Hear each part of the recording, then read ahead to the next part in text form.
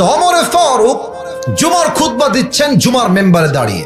হঠাৎ করে একজন সাহাবী সামনের থেকে দাঁড়িয়ে গিয়েছে, ডাক দিয়ে বলছে, ওমর, তোমার জুব্বার সাইজ তো লম্বা হলো কেমনে? তুমি কি রাষ্ট্রের টাকা মেরে খেয়েছো নাকি? ওমর, তোমার জুব্বা তো লম্বা, কোনো ব্যাপার স্যাপার কি? এত বাজে কথা! আমার মনে হয় এই দেশের প্রধানমন্ত্রী তো অনেক দূরের কথা, কোন চেয়ারম্যানকে ওই কথা কেউ যদি বলে ওর পিঠের চামড়া একটাও খুঁজে পাওয়া যাবে না, ঠিক কিনা বলে? তা আমার দিকে তাকান। ওমরে ফারুক এত বাজে কথা শুনে মুচকি হাসতেছে, কোনো রিয়াকশন নাই। আর পাশ থেকে তার ছেলে আব্দুল্লাহ ইবনে ওমর দাঁড়িয়ে গিয়েছে, বলছে, এই, তোর মাথা ঠিক আছে? কাকে তুমি কি বলছো? মিয়া বসো, তুমি চেনো তাকে, তুমি কাকে কি বলছো? বসো। আমার বাপের জুব্বা লম্বা কেন? আমি তোমাকে ইতিহাস বলছি। এবার আব্দুল্লাহ ইবনে ওমর ডাক দিয়ে বলছে, প্রিয় ভাইরা আমার, প্রত্যেক বছর রাষ্ট্র থেকে আমরা 2টা জুব্বা পাই, আব্বা পায় একটা, আমি পাই একটা। এবার যেই জুব্বা আমরা রাষ্ট্র থেকে পেয়েছি, আমার জুব্বার সাইজ ঠিকঠাক আছে, আর আমার জুব্বার সাইজ তো ঠিকঠাক ঠিক আছে, আব্বারটা ছোট হয়ে গেছে।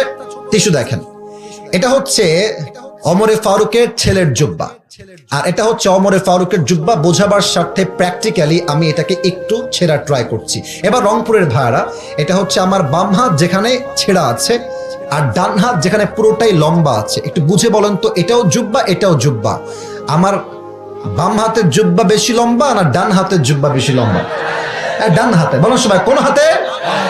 আচ্ছা, তাহলে ছেলের জুব্বা সাইজ পারফেক্ট, বাবার জুব্বা ছোট হয়ে গেছে। এবার আমাকে বুঝলে উত্তর দেন, একজন প্রধানমন্ত্রী একটা নতুন জুব্বা চাইলে আবার কিনতে পারে না? এখানে কিন্তু রাষ্ট্র নিয়ে কথা হচ্ছে, বুঝতে হবে। পারে কি পারে না? একটা কেন, লাখ লাখ জুব্বা কিনতে পারে রাষ্ট্রের টাকা দিয়ে। ওমরে ফারুক বলছে, আব্বাজান এদিকে আসো, আব্দুল্লাহ এদিকে আসো, তোমার জুব্বা নিয়ে আসো। জুব্বা নিয়ে আসছে। বলছে, আব্বা কি করতে হবে? বলছে, নিচে তোমার জুব্বাটা গোল করে কেটে ফেলো। কাটছে। আব্বা এবার কি করব? দর্জি নিয়ে আসো। দর্জি এসেছে। মহারাজ কি করতে হবে আমাকে বলেন? বলছে, এই যে আমার সন্তানের জুব্বার কাটা পট্টিটা আছে না, এটাকে আমার জুব্বার সঙ্গে লাগাই তালি বেঁধে দাও। তালি বেঁধেছে, তালিটা বাঁধার জন্য জুব্বাটা লম্বা হয়ে গেছে।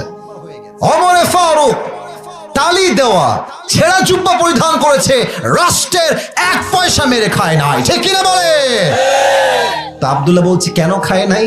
আমার আব্বা বলেছে যে, আব্বা, আমি যদি রাষ্ট্রের 1টা পয়সা মেরে খাই, কখনো ভুলে, ইচ্ছায় অনিচ্ছায়, আমাকে কেউ না দেখলেও আমাকে দেখবে একজন। আওয়াজ দিয়ে বলেন সবাই, তিনি কে?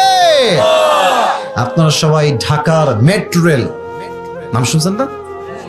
ওই যে 3 আগস্টের সময়, তোমরা যুবকরা আমার চেয়ে ভালো জানো বিষয়টা, ওখানে অ্যাক্সিডেন্টলি একটু দুর্ঘটনার জন্য আগুন লেগে গেছিল। তা আমাদের যিনি মাননীয় প্রধানমন্ত্রী কনফার্ম জান্নাতি আমাদের আপা ছিলেন, তো উনি আপা বললেন যে এটা ঠিক করতে আমার 300 কোটি টাকা লেগে যাবে। 300 কোটি! আমি বললাম, ইয়ার ইয়ে ক্যা বাত কর রাহা হ্যায়, 300 কোটি? পরে দেখলাম যে 5 আগস্ট তার পতন হয়ে গেল ছাত্র জনতার মাধ্যমে। 300 কোটি তো অনেক দূরের কথা, মাত্র 20 কোটির নিচে এটা সমাধান হয়ে গেছে। আমি ভাবলাম যে এই মহিলা যেন তেন মহিলা নয়, এই মহিলা অভিনেত্রী হলে গোটা বিশ্ব কাঁপাই ফেলতো অভিনয় করে। আমার অঙ্কুরের ভাই, অবাক করা কথা। পরে আমি হিসাব মিলালাম বাড়ির মধ্যে, বাড়ির ছাদে আমি বাড়ির ছাদে ছিলাম, ছাদে বসে বসে হিসাব মিলালাম যে এই কথা বলে বলে এই দেশ থেকে কত টাকা মাইরা খাইছে, হিসাব করেন তো।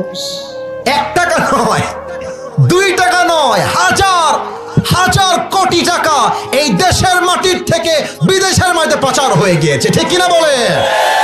তবে